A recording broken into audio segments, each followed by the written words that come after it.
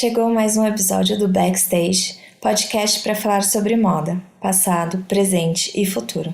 Eu sou a Marina Colerato, editora do Modifica, e estarei com vocês nessa jornada.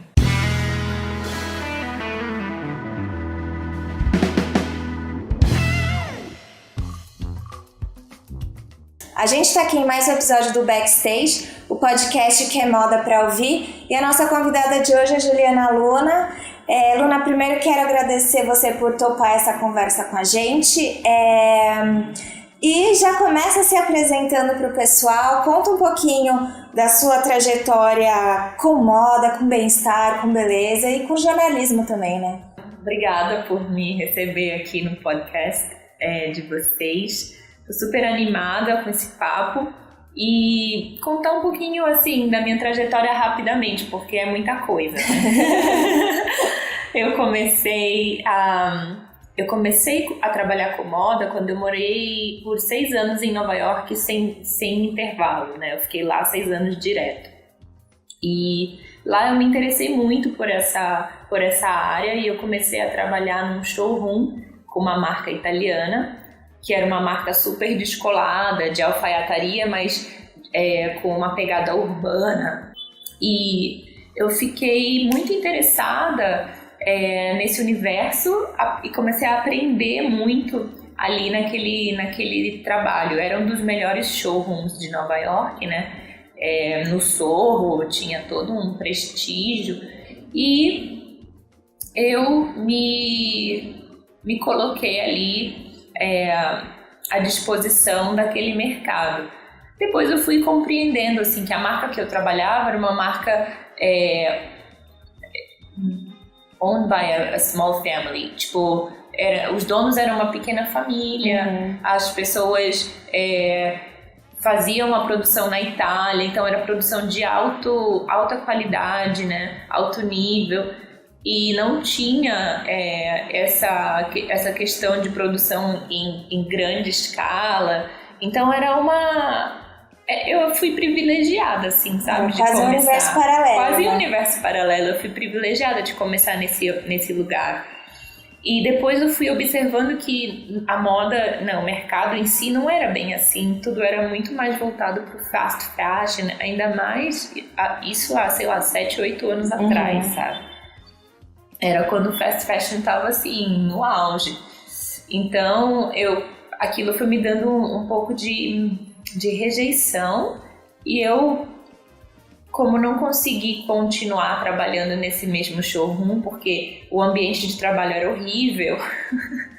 Tipo, eu tava do lado da minha gerente e ela não conversava comigo, sabe? Ela me mandava um e-mail pra me dizer uma coisa que ela tava assim do meu lado. Ela poderia muito bem falar, sabe, numa boa. E não era uma coisa relacionada especificamente a algo, tipo, alguma venda, alguma compra de algum cliente. Era algo, tipo, Luna, você poderia fazer o seu horário de almoço daqui a 2 horas em vez de daqui a 1 hora. Sabe, tipo, era uma comunicação horrível e a energia ali do ambiente era péssima. Eu gostava muito das pessoas com quem eu trabalhava, das meninas, conheci mulheres maravilhosas, mas não tive nenhuma identificação com aquele ambiente, assim, né? De competitividade, de uma pressão, uma cobrança horrível, enfim.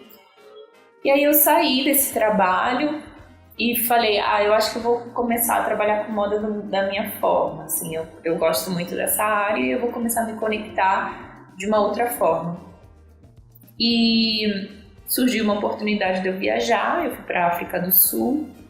Nessa viagem eu fiz algumas entrevistas lá com mulheres que faziam algumas produções independentes de acessório. E foi muito legal porque me abriu todo um outro olhar para como eu poderia de fato estar presente nesse lugar de produção artesanal, ao mesmo tempo empoderando mulheres, ao mesmo tempo dando visibilidade para projetos que estavam já ali tentando se estabelecer no mercado.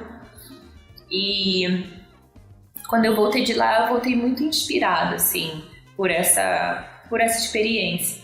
E aí eu criei um projeto chamado Project Tribe, onde eu tinha o turbante como um acessório de conexão mesmo, sabe? Entre mulheres, de expressão da criatividade de cada uma. E eu usava muito turbante, inclusive eu tô usando um agora.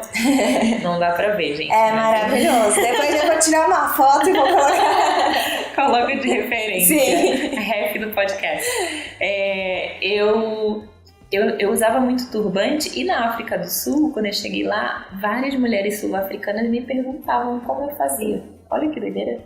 Porque lá não é tão comum. Lá, as mulheres Zulu e as mulheres Xhosa, que são das nações mais predominantes, elas usam um adereço de cabeça, mas é um adereço já pré-feito. Você é meio que tipo um chapéu, assim, sabe? Não sei se você sabe aquele filme, não sei se você assistiu Black Panther. Eu ainda não assisti. Então, pra quem assistiu, a mãe do Pantera, ela usa um chapéu, que é um chapéu assim meio Angela, eu acho o nome dela. É um chapéu meio aberto, assim. Esse é o chapéu que as mulheres Zulu usam.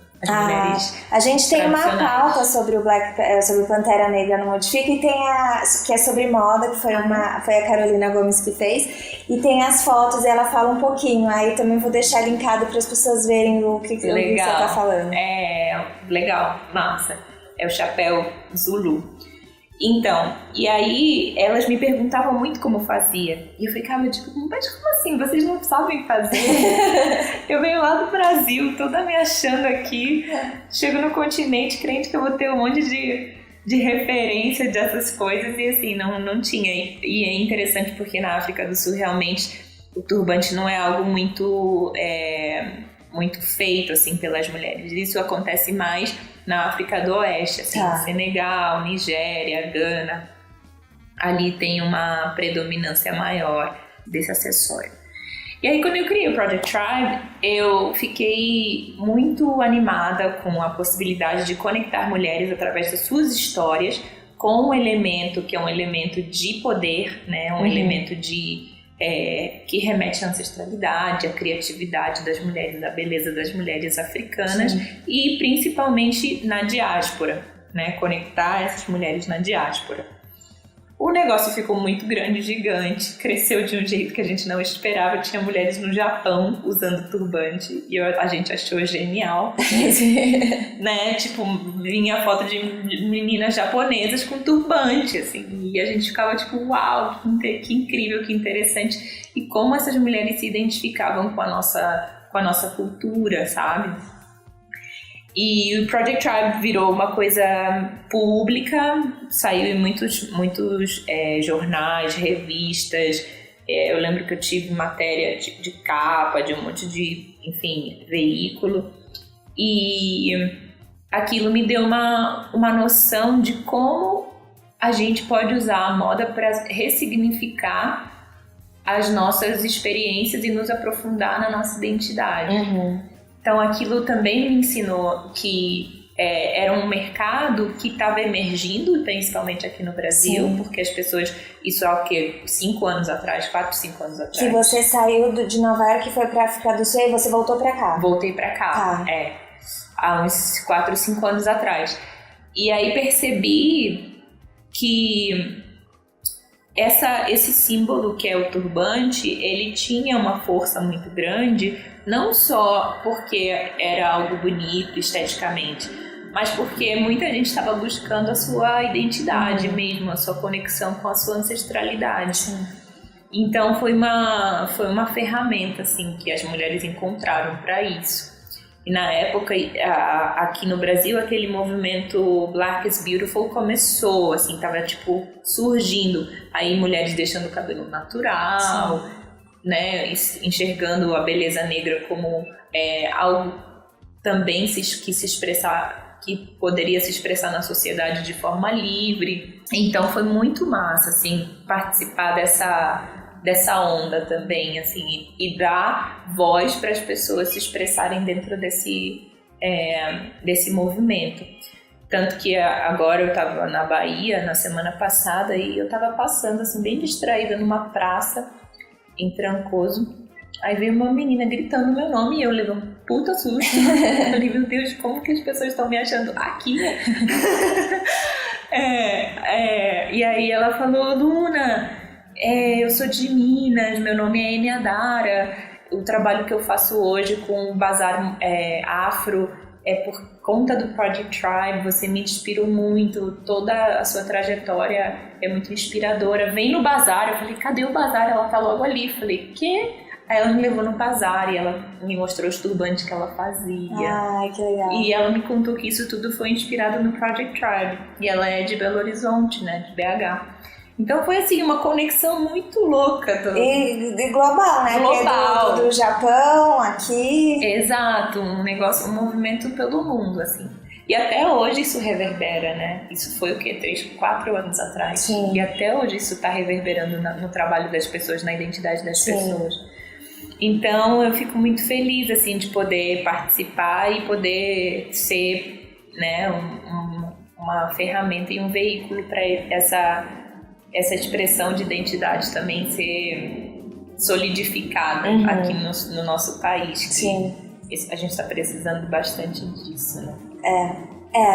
E eu acho que o debate, ele vem e volta, mas ele é sempre relevante, né? Às vezes ele fica mais quente, às vezes ele fica mais frio, mas ele permanece sendo relevante porque ainda não está conquistado esse espaço de se expressar livremente, né? A gente ainda tá na categoria diversidade, né? Sim, exatamente. Que era até um pouco que a gente conversou antes, assim, que às vezes dá esse tilt na cabeça, como é que a gente pode sair dessa categoria diversidade, né? Não dizendo que ela não foi importante, mas enfim, sempre tentando ir um pouco mais para frente, um pouco mais fundo, para realmente promover mudanças estruturais. Como é que você que tem essa experiência na indústria, principalmente, enxerga essa possibilidade? Eu acho que é muito interessante a gente olhar para a moda como esse lugar de expressão eurocêntrica, né? A gente não tem referência de moda que não seja a moda europeia. Sim. E isso já é um problema, porque se você for pensar, qualquer coisa diferente disso entra numa categoria menor. É considerada como... A gente está falando de moda ou a gente está falando de moda afro? Ou étnica, entende? né? Ou moda étnica. Sim. A gente está falando de produção artesanal, produção, né, com materiais com qualidade, ou a gente está falando de produção hype, onde as pessoas estão produzindo acessórios de forma completamente irresponsável. E quando você olha para essas produções que são artesanais, que são slow, que têm preocupação com a matéria-prima e tudo isso, são feitas por pessoas que estão ali cuidando de todo um ecossistema que carrega uma história, uma ancestralidade, né? Você vê que essas pessoas não são valorizadas. Mas um trabalho que foi inspirado, né, entre aspas, eu estou fazendo aspas com os meus dedinhos. Sim. Vou fazer aqui o áudio descritivo, aspas com os dedinhos.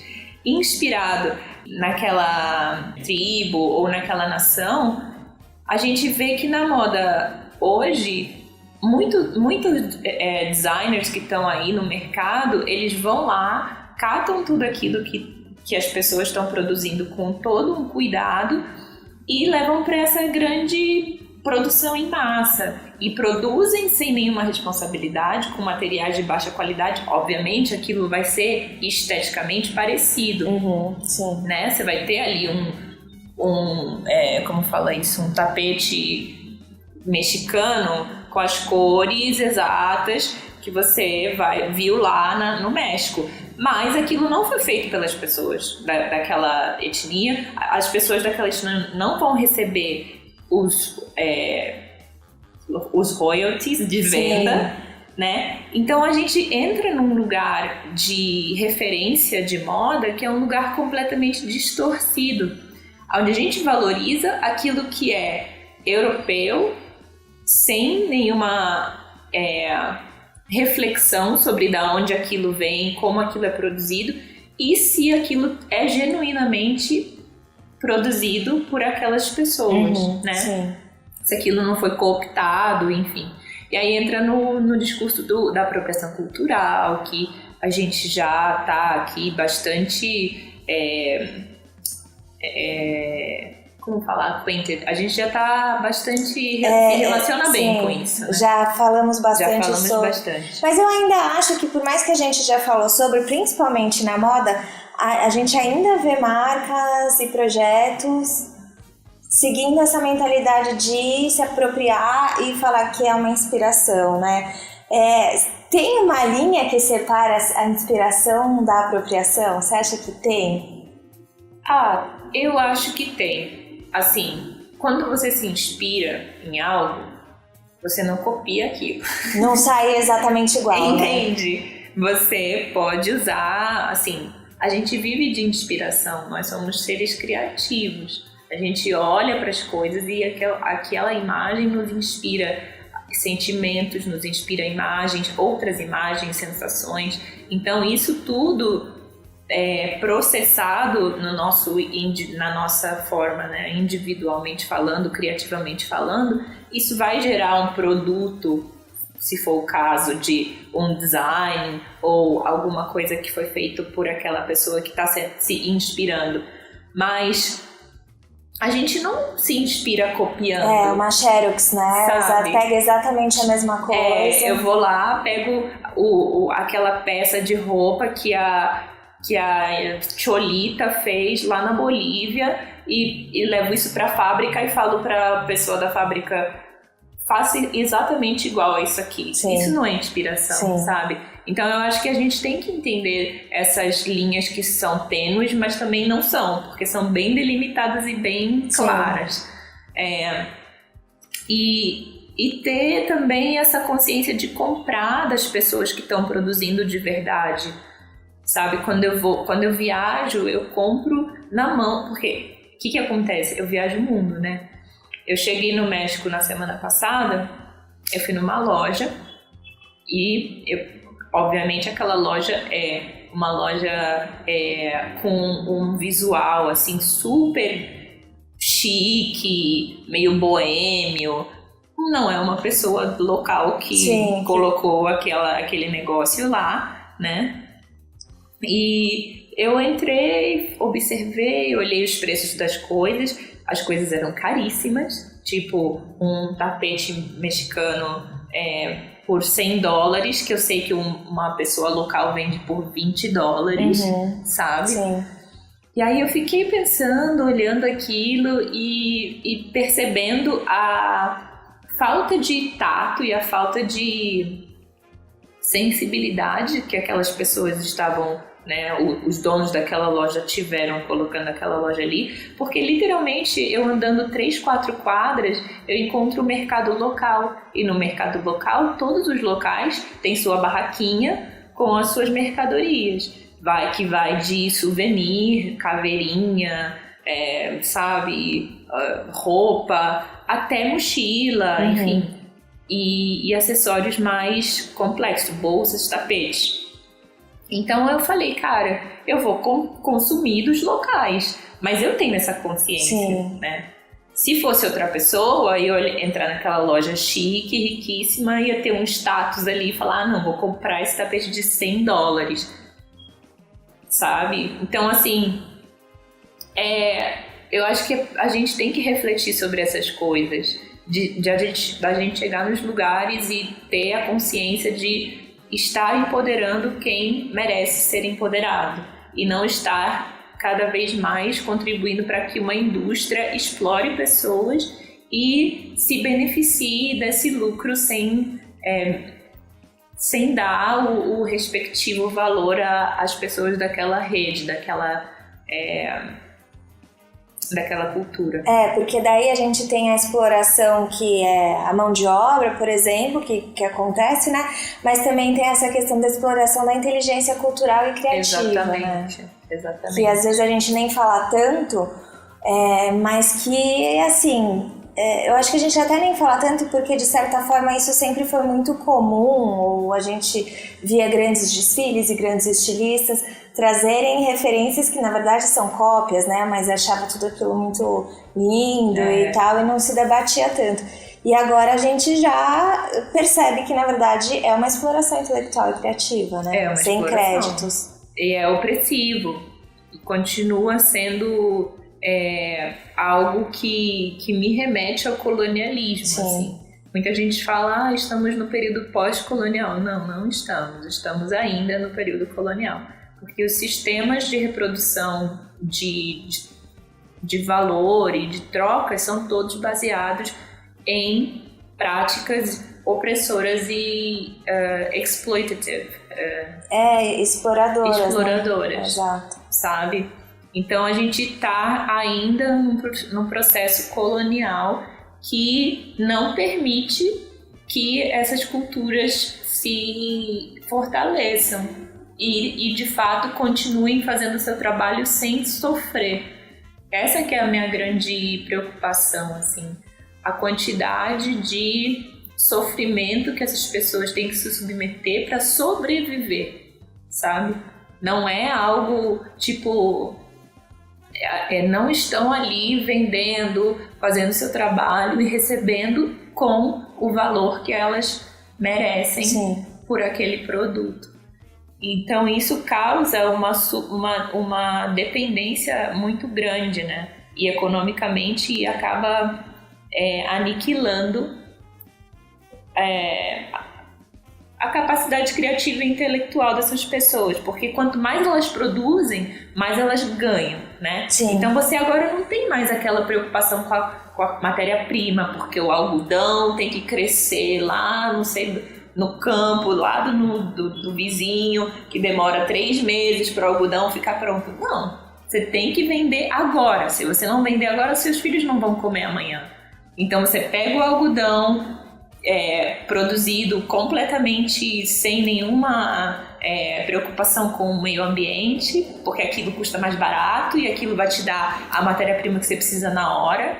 Você vai fazer aquela peça de roupa ou enfim, aquele tapete o mais rápido que você conseguir.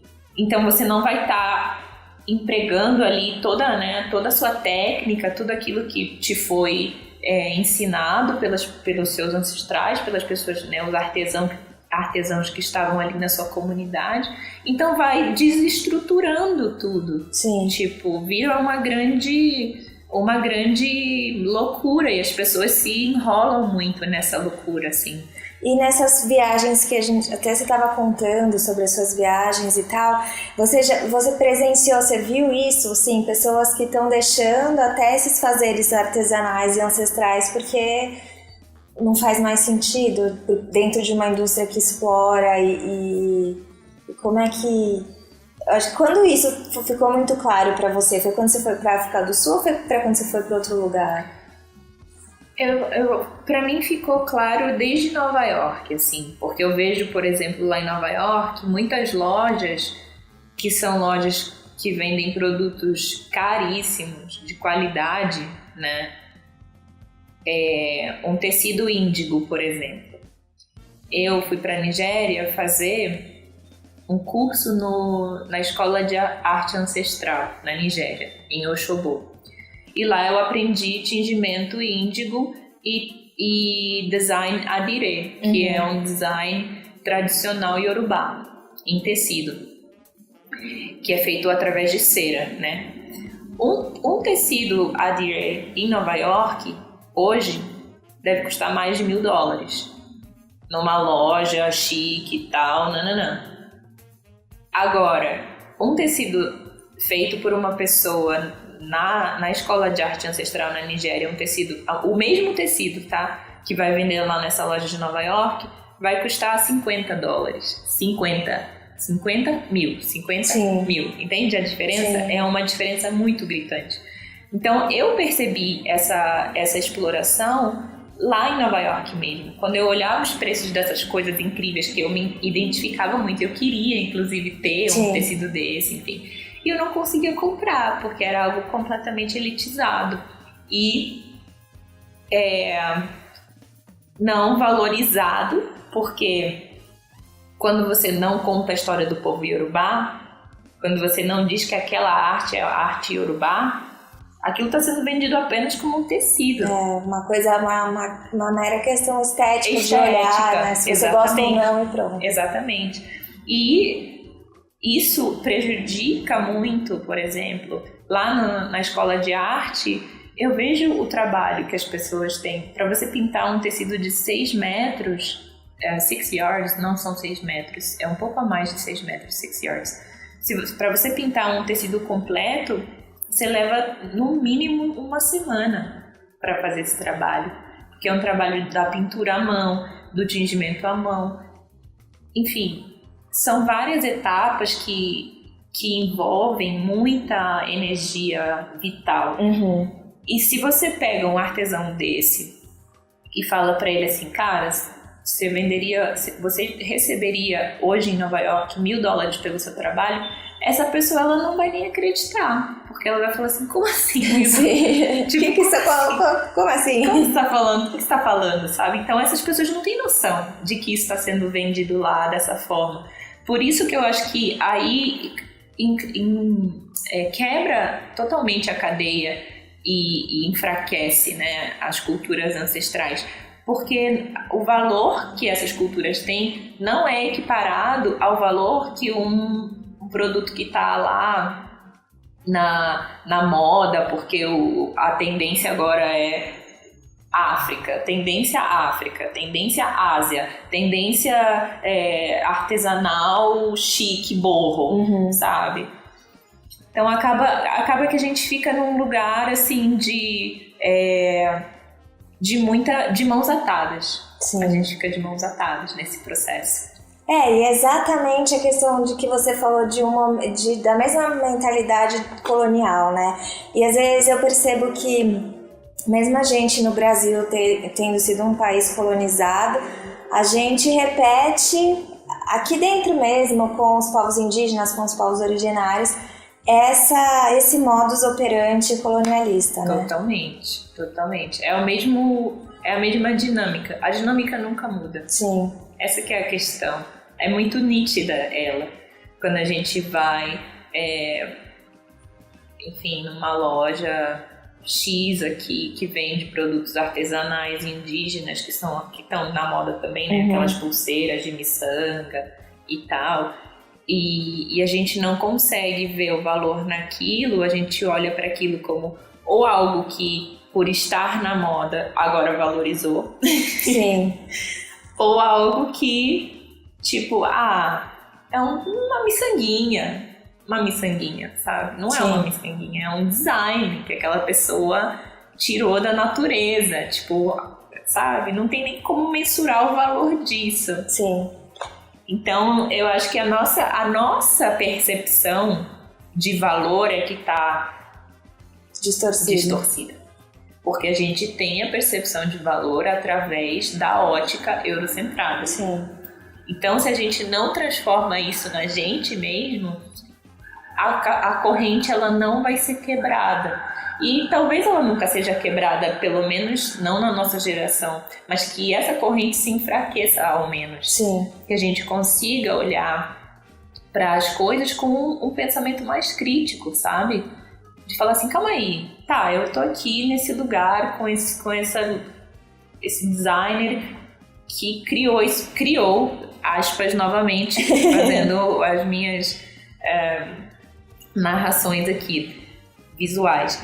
Essa pessoa criou uma coleção inspirada nos indígenas latino-americanos ou na cultura do Marrocos, na cultura africana marroquina. Para quem não sabe, Marrocos também está na África, tá, gente? É só que é África árabe. Isso é uma coisa, né? A gente não imagina. É África árabe. E aí a gente olha para aquilo e fala, nossa, que lindo, que incrível, e vai lá e consome. Mas será que isso é, de fato, consumir com consciência? Será que talvez a gente não investiu nossa grana naquilo e buscar algo que muitas pessoas estão produzindo num mercado que é um mercado paralelo, né? Que também é o mercado da moda. Sim. Mas como a gente disse lá no início, a moda, de que moda a gente está falando? A gente está falando de moda europeia ou a gente está falando de moda qualquer outra, Sim. sabe?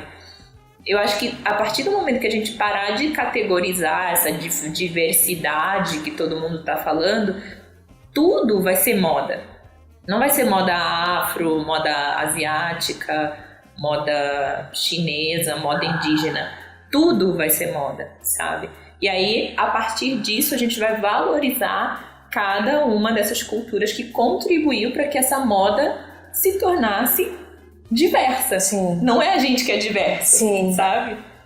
Faz sentido? Faz todo sentido. E eu acho que isso é muito importante, principalmente para quem está dentro da indústria. Perceber a necessidade também de ser uma pessoa que vai levar a bandeirinha de mudar esse mindset, esse pensamento, que é de trazer umas referências que são cópias e você, na verdade, gera um apagamento. Enfim, tem muitas outras dinâmicas possíveis para serem construídas. Sim. Né? Por exemplo, lá no México, eu fui numa outra loja de uma menina branca, norte-americana, que também abriu essa loja lá. Quando eu entrei, eu já olhei e falei, essa loja não é de uma pessoa local. Uhum. Já fiquei como, né? Criticando. E aí, mas de repente me bateu uma coisa assim, porque quando eu olhei os acessórios, eram uns brincos assim, muito lindos. Quando eu olhei os acessórios, eu vi alguma coisa diferenciada. Aí eu falei, por que tá diferenciado isso aqui? A atenção ao detalhe, a matéria-prima, os designs. Eu falei, tem alguma coisa diferente aqui.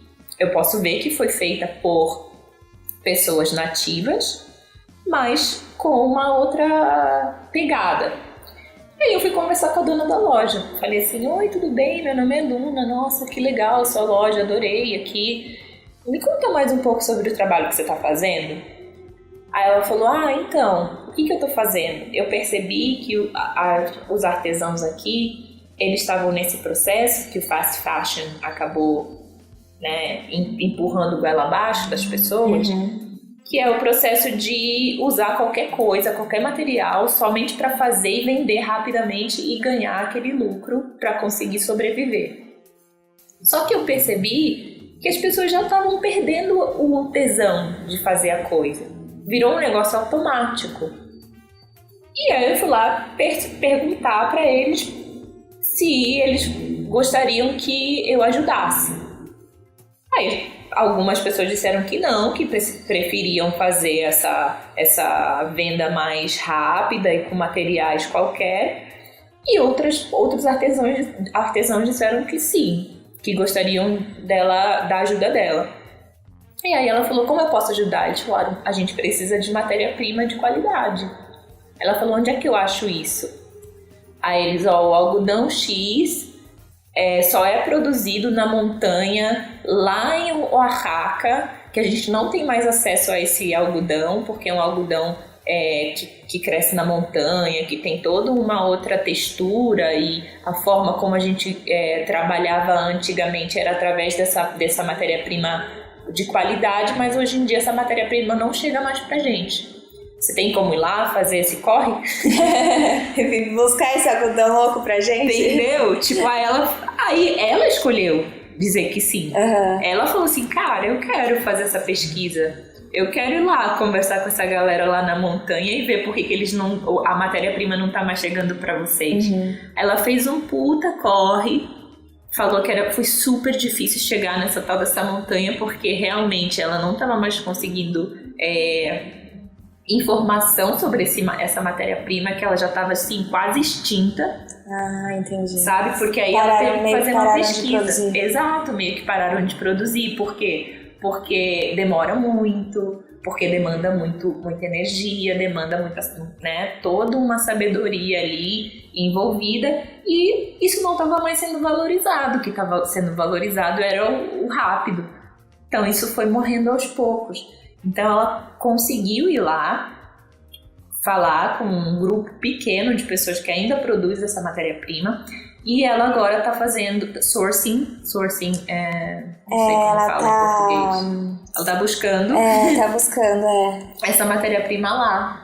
E aí ela está criando de novo, restabelecendo toda uma cadeia produtiva através dessa ponte que ela conseguiu fazer. Por quê? Porque ela tinha grana, ela tinha capacidade intelectual. Sim. E ela queria usar aquilo para também dar qualidade ao trabalho que ela queria vender na loja dela. Sim. Então, assim, hoje em dia ela valoriza essas pessoas, ela tem uma comunidade, uma cooperativa de artesãos que está envolvida e está investida nesse trabalho. Sim. Né? Então eu falei para ela, cara, eu percebi isso só por olhar para os seus designs. Eu sabia que tinha algo diferente e por isso eu vim falar com você.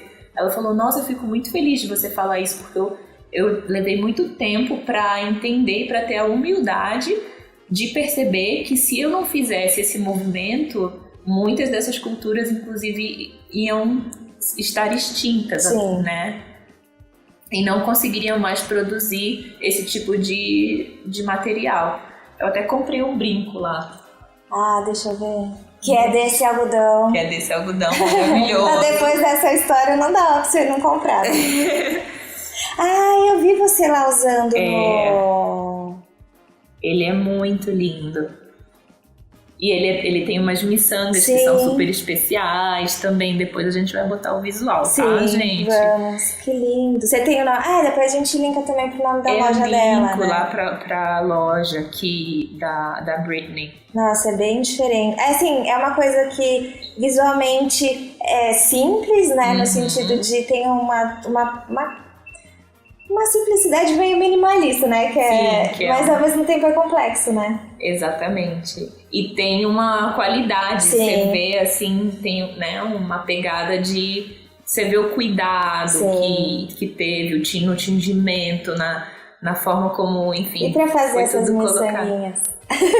Essas miçangas também são sourced num lugar específico, com pessoas que produzem essas miçangas de uma forma, enfim, lá tradicional deles. É muito legal, assim, eu acho que é isso. Se uma pessoa que tem essa mentalidade, né, do produto, que é uma mentalidade,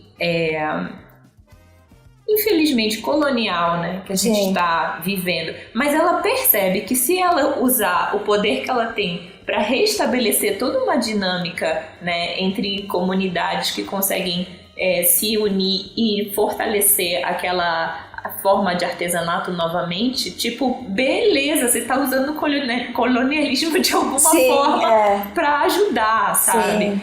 Que bosta, mas que bom, sabe? Que é uma que a gente precise, né, e que não tenha é ruim que a gente precise ainda disso.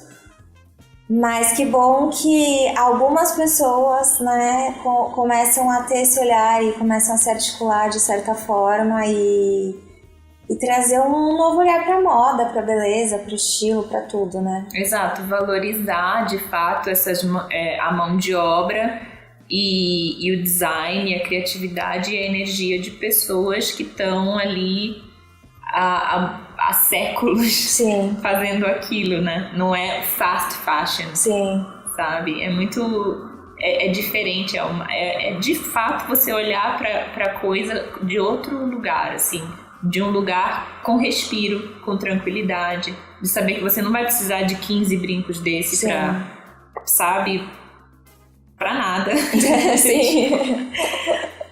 E é isso, e são peças com identidade, assim, eu me orgulho de usar. Sim, tem esse outro sentimento também, né? Exato. Na hora que você tá usando e quando a pessoa também te pergunta, você tem toda uma outra história pra contar, completamente diferente, né? Não é tipo, comprei ali na loja X de departamento. Paguei R$2 e achar massa, né? Chato! E Luna, me conta uma outra coisa. Bom, você ainda tá nesse lugar da moda, mas você também tá em outro lugar. Ou não sei se dá pra chamar de outro, mas no seu universo aí tá orbitando também a questão do bem-estar e do yoga. Como é que também isso aconteceu pra você? Tem alguma relação com esse processo da moda ou foi uma coisa completamente à parte? Então, eu não vejo como um outro lugar. Interessante você falar isso, porque eu vejo como se eu estivesse expandindo dentro de um lugar que é multidisciplinar. Sim. Sabe? Porque o lifestyle ele combina várias vertentes de conceito, né? E eu, Luna, nesse processo de mergulhar mais no meu conhecimento intrínseco, muita gente fala autoconhecimento, quando você está buscando conhecimento de si. Na verdade, o que eu acredito é que a gente já se conhece, a gente só não se escuta. Aí eu chamo de autodesenvolvimento, porque o conhecimento eu já tenho. Só que se eu parar para me escutar, aí eu vou desenvolver esse conhecimento, eu vou me aprofundar nesse conhecimento. Então eu preciso encontrar ferramentas de autoescuta. E aí isso reflete diretamente na forma como eu consumo, na forma como eu me visto, na forma como eu me relaciono com as pessoas, o que eu consumo de alimento, como eu valorizo o trabalho, né? A forma como eu trabalho também, produzo. Eu entro num espaço que é esse espaço do slow fashion, de olhar de um outro lugar. Eu não preciso estar produzindo 500 mil coisas por dia.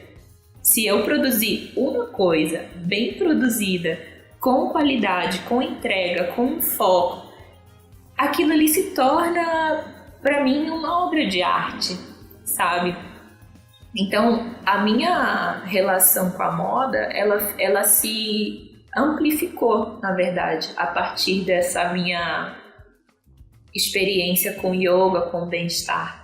Porque agora, antigamente eu tinha muito disso já, de eu usar peças que eu comprava em brechó, em Nova York, e aí misturava com um brinco que eu comprei na Nigéria, não sei, sabe? Tipo, eu tinha sempre os elementos da minha expressão estética, elas tinham uma história para contar. Eles tinham uma história para contar. Mas isso agora é muito mais latente. Eu quero valorizar cada vez mais a minha expressão. Então eu não vou comprar qualquer coisa, sabe? Eu não vou na loja de departamento. Obviamente que pode ser que um dia eu precise de uma camiseta branca amanhã e eu não vou poder esperar chegar lá na China para comprar uma camiseta branca dos chineses que estão plantando algodão na montanha. Sim. Mas eu não vou comprar 55 camisetas brancas todo mês, sabe? Sim. Tipo, é outra relação. Sim. E eu vou tentar também prestar atenção onde eu estou investindo minha grana. Começar a investir em marcas que eu de fato acredito. De mulheres que começaram pequenininhas, agora estão com loja. Uma das minhas grandes amigas, a Raquel, ela tem uma marca que é maravilhosa, a Viman. E, assim, a forma como ela produz, a forma como ela desenha, cria, é muito admirável para mim. Tem tudo a ver com quem eu sou. Então eu vou preferir usar E também não é barata, sabe? Não é caro, mas não é barato. Do Rio. É do Rio. Não é caríssimo, mas também não é barato. Então eu vou pegar o dinheiro que eu tenho, que eu gastaria em 50 peças no mês, eu vou investir em 2 peças, sabe? Sim. Que são boas, que são de qualidade e são de uma marca que eu curto. Então, acho que a minha relação com a moda, ela se ampliou, assim. Eu tive uma ampliação do meu olhar e me faz feliz. Me faz feliz porque eu tenho menos coisa. Sim, que é uma coisa que a gente estava falando antes de começar, que você está também nesse processo de menos para simplificar tudo, né? Simplifica, gente, simplifica a vida, por favor, de vocês. Eu tô com esse mantra, simplifica. Porque cada vez mais, quanto mais coisa a gente vai adquirindo, mais energia a gente vai gastando. A energia vital, cara, é a sua moeda de mais valor na sua existência, na sua experiência aqui na Terra. Eu li uma frase esses dias que é: você não compra as coisas com o seu dinheiro, na verdade, você compra as coisas com o seu trabalho, com a sua energia. Com a sua energia. Trabalho é uma moeda, porque está gerando energia vital. Não é? O dinheiro, ele é só uma expressão disso, uma expressão material. Sim. Mas se você for pensar assim, né, holisticamente falando, é muito real essa frase. E cada vez mais acho que faz mais sentido para o que a gente está vivendo, né? O mundo está aí afundando porque a gente tem muita coisa. Sim. É um peso enorme para tudo, desequilíbrio de um monte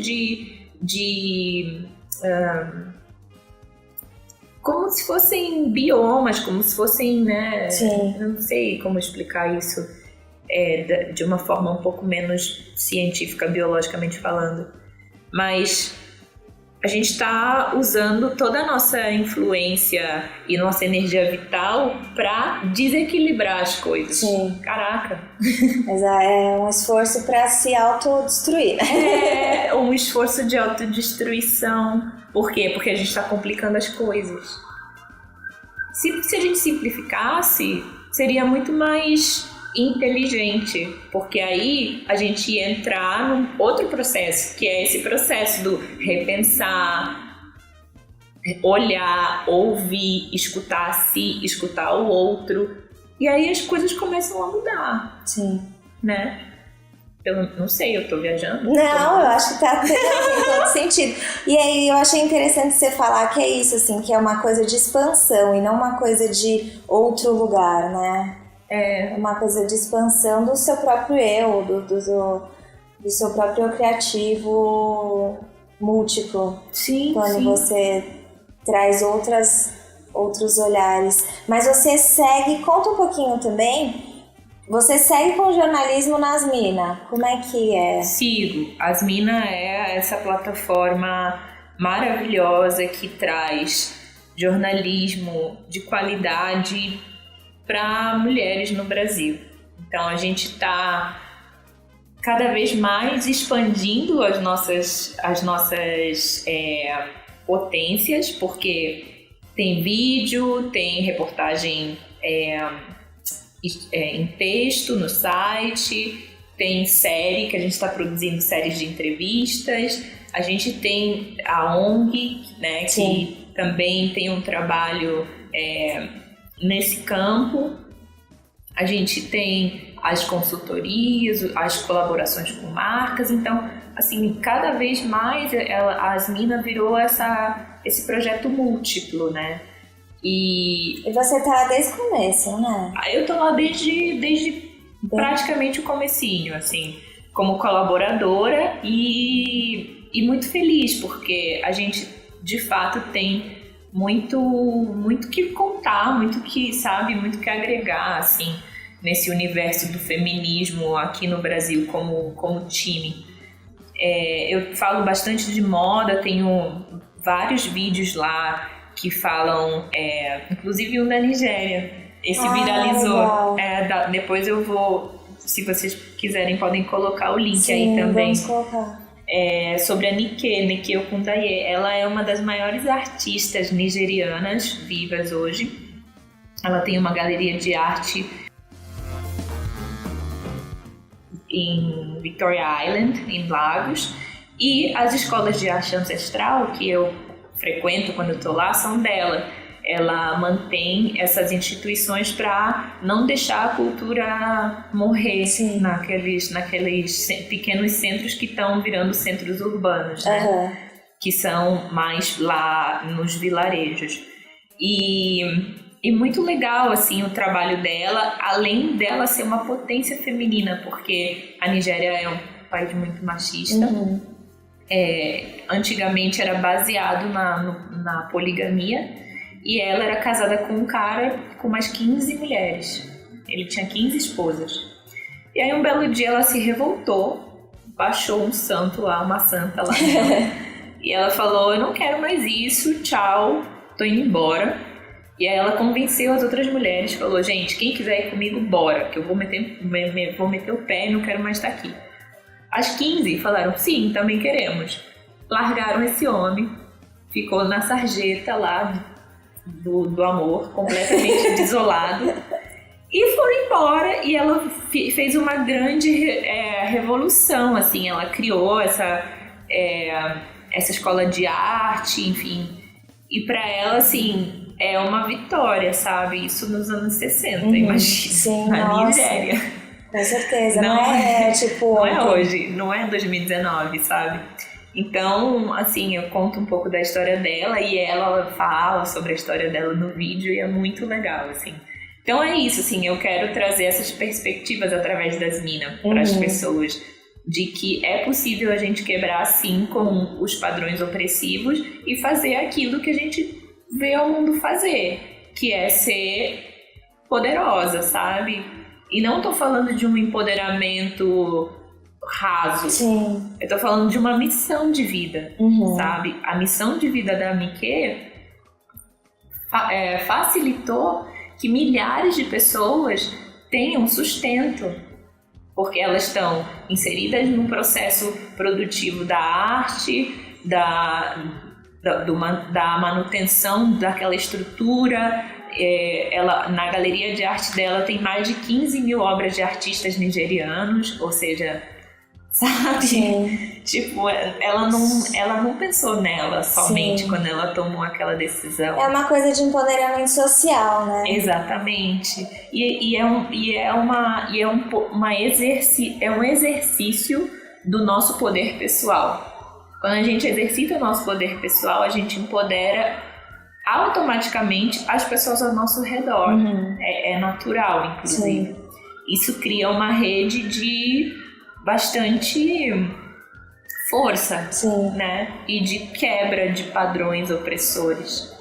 Então, muito inspiradora a história dela. Depois eu vou botar o link. Com certeza. Eu vou colocar o link para todas as suas... Você como autora nas minas, acho que consegue puxar os conteúdos todos que você já fez. Consegue. Mas a gente vai deixar em especial esse vídeo embedado para as pessoas poderem ver aqui já mesmo. Legal. E conhecer mais esse trabalho que é super múltiplo. Vou deixar seu Instagram também, Juliana Luna, né? É, Juliana Luna.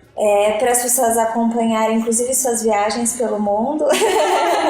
Tô sempre rodando por aí, viu, gente? Não se espantem. Mas é ótimo, né? Porque aí você vai carregando consigo várias visões, né? Muitas. E com muita humildade ao mesmo tempo, porque toda vez que eu entro nesses espaços, assim, onde eu vejo que as culturas ancestrais, a sabedoria de artesãos e toda essa egrégora que foi criada ali naquela, né, naquele fazer, nossa, é muita riqueza, assim. Eu olho para aquilo e falo: nossa, eu não sei de nada, sabe?